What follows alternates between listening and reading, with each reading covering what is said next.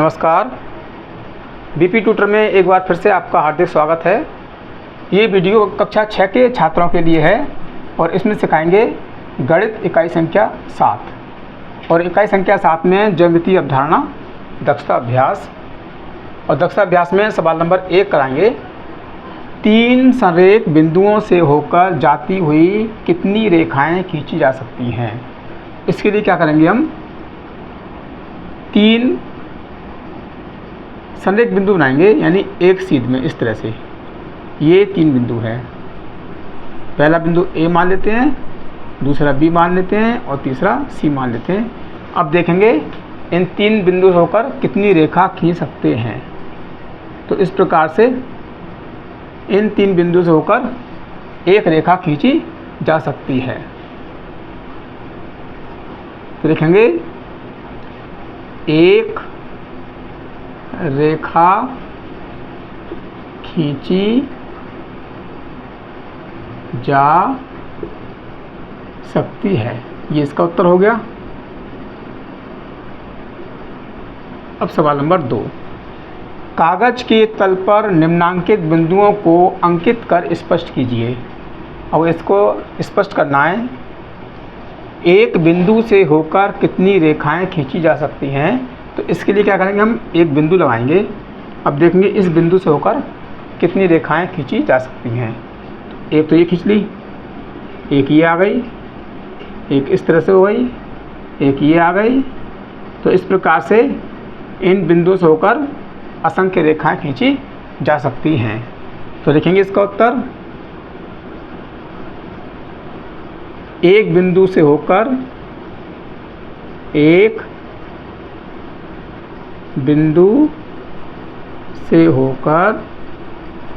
असंख्य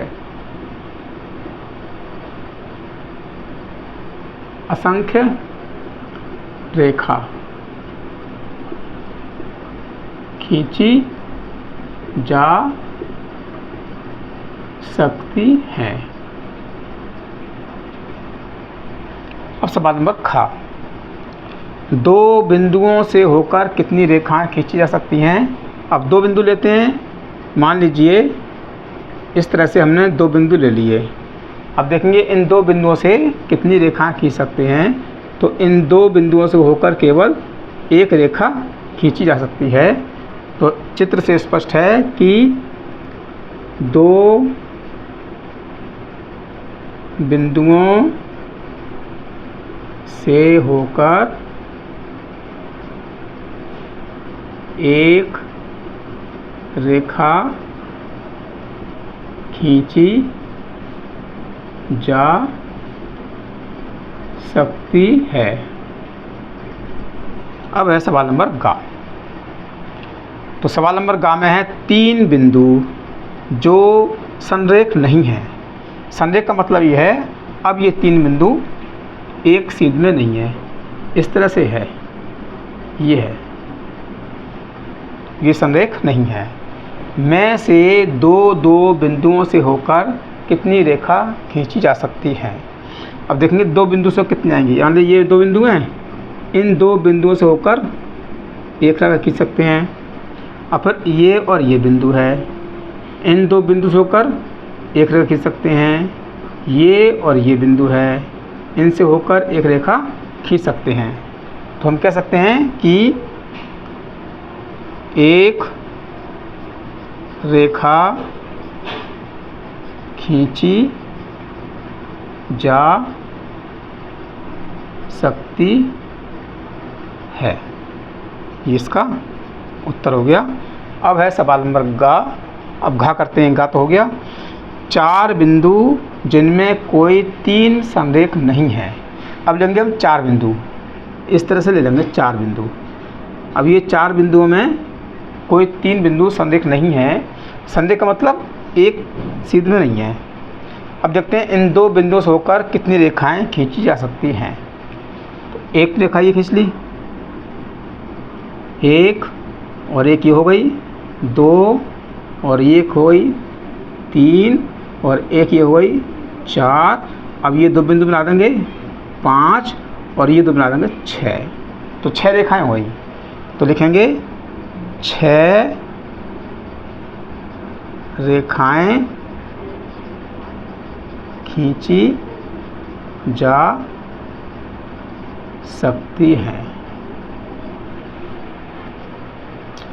अब सवाल नंबर ई, 5 बिंदु जिनमें कोई 3 संरेख नहीं है में से 2-2 बिंदु से होकर कितनी रेखाएं खींची जा सकती हैं।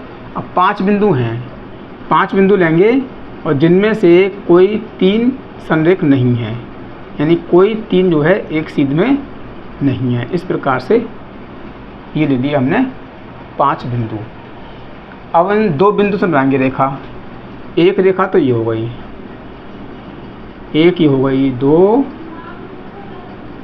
एक ये हो गई 3, एक ये हो गई 4 और एक ये हो गई 5 और एक हो गई 6 और एक हो गई 7 और इसको इससे मिलाएंगे 8 और इसको इससे मिलाएंगे 9, ये इसको ऐसे मिला देंगे और ये मिला देंगे 10। इस तरह से ये 10 रेखाएं हो गई। तो हम कह सकते हैं कि 5 बिंदु जिनमें कोई 3 संरेख नहीं है में से 2-2 बिंदु से होकर कितनी रेखाएं खींची जा सकती हैं। तो इसको हम कह सकते हैं 10 रेखाएं खींची जा सकती हैं। सवाल नंबर 3 है, स्तंभ ए एवं बी में सही जोड़े का मिलान कीजिए। स्तंभ ए में है किरण। अब पहले समझते हैं किरण किसे कहते हैं। किरण में एक प्रारंभिक बिंदु होता है जहाँ से रेखा प्रारंभ होती है और दूसरा होता है अंत्य बिंदु जिसका कोई अंत नहीं होता है। ये इस तरह से कहलाएगी किरण। अब देखते हैं इस तरह की आकृति कौन सी है, तो ये इसको मिलाएंगे, ये हो गया आपका किरण। अब है रेखा। रेखा में दोनों तरफ के बिंदु जो हैं अंत्य होते हैं। अंत्य का मतलब जिनका कोई अंत नहीं होता है, असीमित लंबाई तक हम बढ़ा सकते हैं। तो ये हो गया आपका रेखा, ये इससे मिलाएंगे। और तीसरा हो गया रेखाखंड। अंत्य बिंदु के जो बीच के 2 बिंदु हैं, यानी ये जो रेखा है तो रेखा के बीच के 2 बिंदु इस तरह से, तो ये कहलाता है रेखाखंड। ये हो गया आपका रेखाखंड। अगर हम इसको इस तरह से मिटा देंगे तो ये कहलाएगा रेखाखंड। अब सवाल नंबर 4, किसी तल पर स्थित एक रेखा में कितने बिंदु हो सकते हैं। तो सबसे पहले खींचेंगे एक रेखा और देखेंगे इस रेखा में कितने बिंदु हो सकते हैं। तो ये बिंदु से हम इस तरह से बना सकते हैं, यानी हम कह सकते हैं रेखा बिंदुओं से होकर बनती है। तो इस प्रकार हम देखते हैं कि एक रेखा में असंख्य बिंदु हैं। तो हम लिखेंगे एक रेखा में असंख्य बिंदु हो सकते हैं। ये इसका उत्तर हो गया। अब करते हैं सवाल नंबर 5। 5 का फर्स्ट है, ये आकृति दे रखी है ABCD। दी गई आकृतियों में रेखाओं के नाम लिखिए। तो हम लिखेंगे रेखा और पहली रेखा ये है इस तरह से, तो A और D लिखेंगे इसमें, A और D ये पहली रेखा है। और दूसरी रेखा फिर नीचे को आई है A और B, दूसरी रेखा है A और B। और तीसरी रेखा ये इधर को जाएगी B और C। और चौथी रेखा है C से ऊपर जाएगी तो C और D, C और D, ये 4 रेखाएं हैं। अब है नंबर सेकंड, आकृति की उन रेखाओं के नाम लिखिए जो बिंदु ए से होकर जाती हैं। अब देखेंगे बिंदु ए से होकर कौन कौन सी रेखा जा रही है। तो ए से होकर एक तो इधर जा रही है ए और डी, तो लिखेंगे रेखा ए और डी। और दूसरी ए से होकर ये रेखा जा रही है ए और बी, ये दो रेखा जा रही हैं ए और बी। तो ये इसका उत्तर हो गया। तो अब सवाल नंबर 6 शुरू करते हैं। ये चित्र दे रखा है, इस आकृति में हमें बिंदुगामी रेखाएं और उनके संगमन बिंदु बताएंगे। तो पहले लिखते हैं, बता संगमन बिंदु किसे कहते हैं। संगमन कहते हैं जहाँ पर दो रेखाएं या तीन रेखाएं आकर मिलती हैं। तो ये तीन रेखाएं जो हैं इस बिंदु पर आकर मिल रही हैं, तो ए हो गया हमारा संगमन बिंदु। तो लिखेंगे संगमन बिंदु ए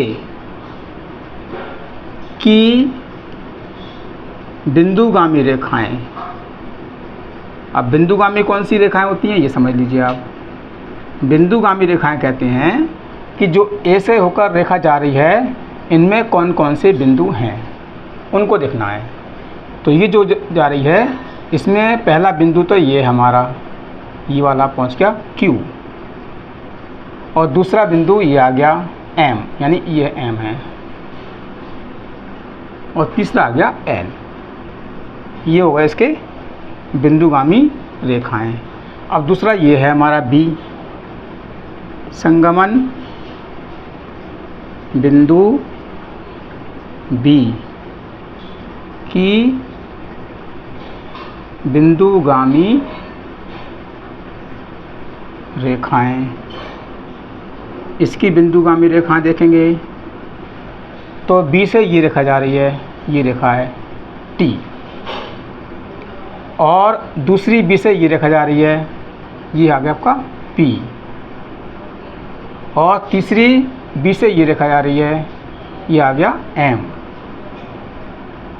और एक ये रेखा जा रही है B से, ये आ गया आपका N।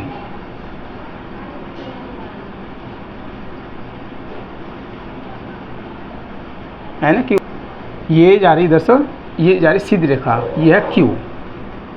इस प्रकार से ये कहलाएंगे बिंदुगामी रेखाएं। तो मुझे आशा है कि ये सवाल आपकी समझ में आ चुके होंगे। अगर आप चैनल पर नए हैं तो चैनल को सब्सक्राइब कीजिएगा, वीडियो को लाइक कीजिए और अपने साथियों में शेयर कीजिए।